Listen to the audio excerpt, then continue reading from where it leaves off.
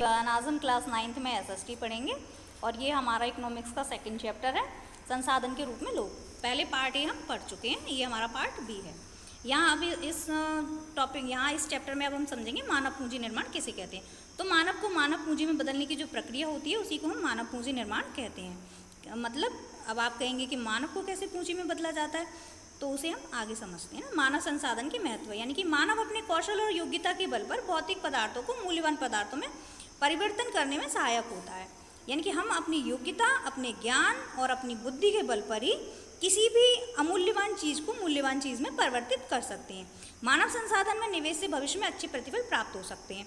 कहने का मतलब है कि अगर हम कम पढ़े लिखे हैं तो हमें हमारी जो अर्निंग होगी वो उसी के आधार पर होगी। अगर हम नॉलेजेबल पर्सन हैं, पढ़े लिखे भले ही कम है लेकिन हमारे पास ज्ञान है, तब भी हम धन की को अर्जित कर सकते हैं ना। अब आगे देखते हैं आर्थिक क्रियाएं किन्हें कहते हैं। तो वे क्रियाएं जिनसे व्यक्ति को या मनुष्य को धन और आय की प्राप्ति होती है तथा जिससे व्यक्ति अपनी आवश्यकताओं व इच्छाओं की पूर्ति करता है, उन्हें हम क्या कहते हैं?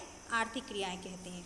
जिनसे धन अर्जित करने के लिए की जाने वाली जो भी क्रियाएं हैं उन्हें हम आर्थिक क्रियाएं कहते हैं। अब धन किन किन चीज़ों से अर्जित किया जाता है? देखिए, हम कोई भी व्यवसाय करते हैं, खेती करते हैं, पशुपालन करते हैं, कोई उद्योग लगाते हैं, हम जॉब करते हैं, हम एक छोटा सा भी बिजनेस अगर करते हैं तो हम क्या कर रहे हैं? किसके लिए कर रहे हैं? धन की प्राप्ति के लिए कर रहे हैं। हम ज़्यादा से ज़्यादा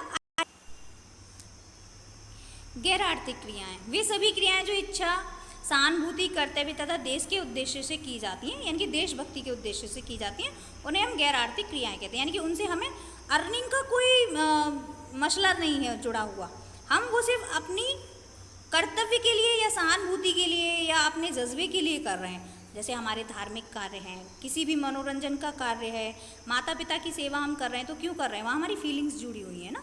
हम देशभक्ति कैसे आती है? फीलिंग्स जुड़ी हुई हैं हमारे देश के साथ में, कि हम इस देश में जन्मे हैं, हमें हमारे देश के लिए क्या करना चाहिए। तो ये सारी चीज़ें किस में आएंगी? ये गैर आर्थिक क्रियाओं में आएंगी।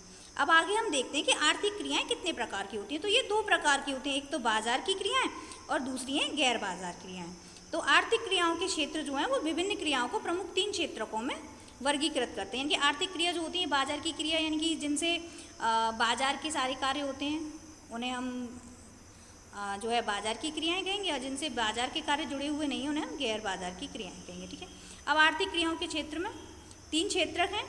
अगर हम इसको वर्गीकृत करें तो प्राथमिक क्षेत्रक, द्वितीयक क्षेत्रक और तृतीयक क्षेत्रक। तो ये जो आर्थिक क्रियाएं हैं 3 क्षेत्रकों पर ये आधारित होती है।